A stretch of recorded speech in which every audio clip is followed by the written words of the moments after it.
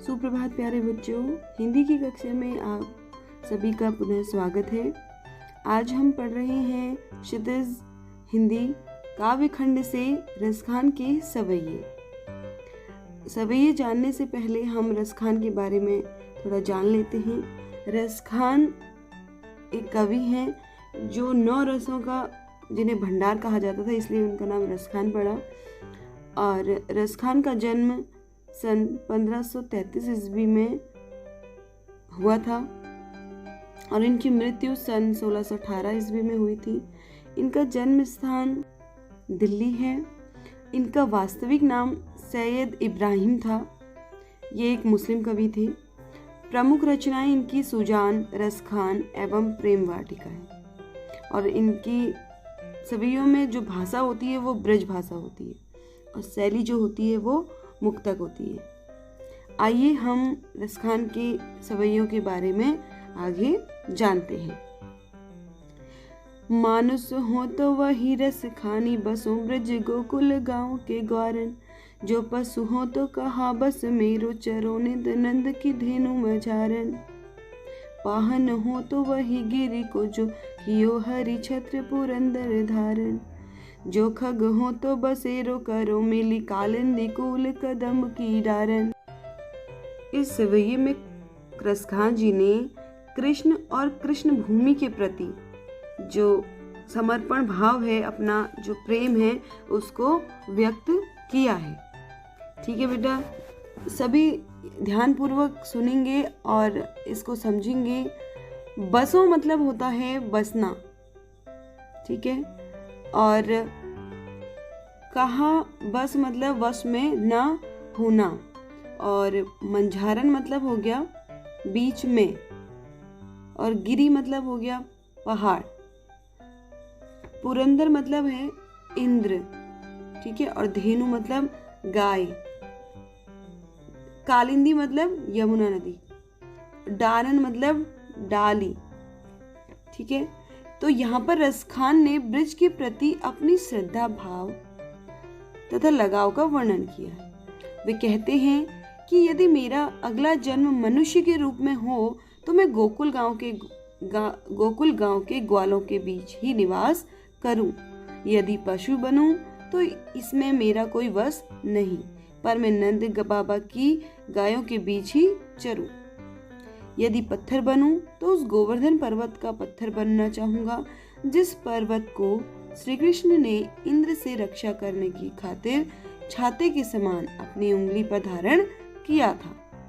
यदि पक्षी बनूं तो यमुना नदी के किनारे कदम्ब की डाल पर मेरा बसेरा हो।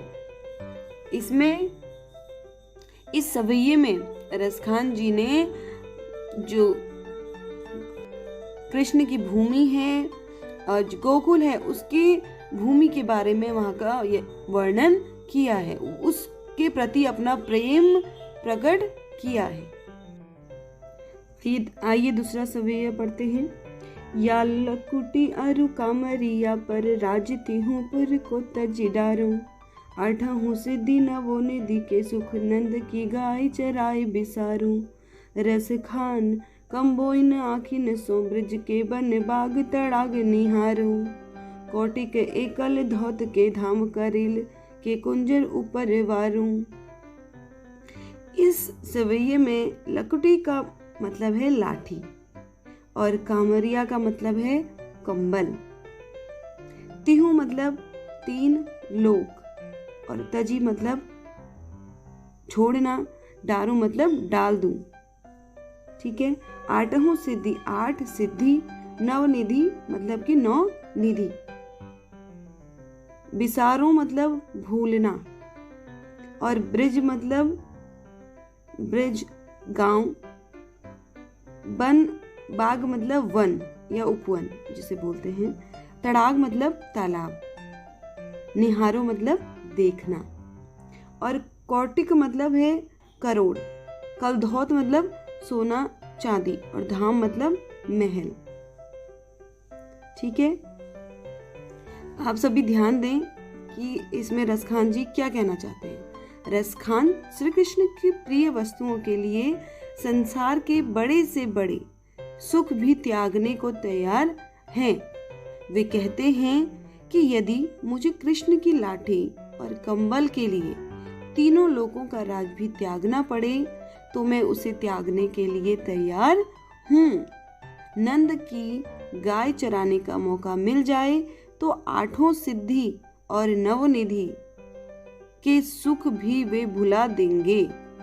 कवि अपनी आंखों से ब्रज के वन, उपवन और तालाब को जीवन भर निहारते रहना चाहते हैं, यहाँ तक कि वे ब्रज की उन कांटेदार झाड़ियों के लिए भी करोड़ों सोने के महलों को भी न्यौछावर कर देंगे जिनके निकट कृष्ण लीलाएं करते थे।